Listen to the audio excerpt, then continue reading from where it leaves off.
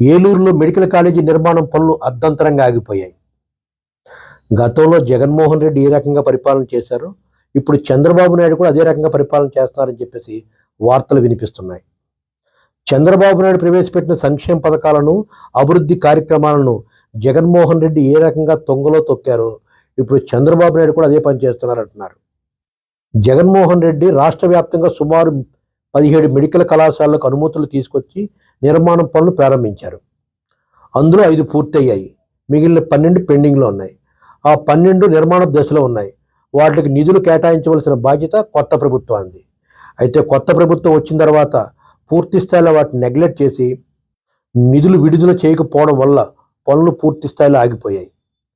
ఏలూరు కళాశాల విషయాన్ని చూస్తే ఎక్కడ వేసిన గొంగళి అక్కడే అన్న చందంగా ఉంది. మొత్తం పూర్తి స్థాయిలో నిర్మానుష వాతావరణం కనబడుతుంది. 70% నిర్మాణం పనులు పూర్తయ్యాయి. ఇంకా 30% పూర్తయితే ఈ కాలేజీ విద్యార్థులకు అందుబాటులోకి వస్తుంది. మెడికల్ కళాశాల పూర్తయితే ఈ జిల్లా అభివృద్ధి పదంలో ఉంటుందని చెప్పేసి రాజకీయ నాయకులు ప్రతి ప్రసంగాల్లో చెప్తున్నారు. కానీ దీనికి సంబంధించిన నిధులు కేటాయించడంలో మాత్రం ఎందుకు అలసత్వం వహిస్తున్నారో అర్థం కావట్లేదు.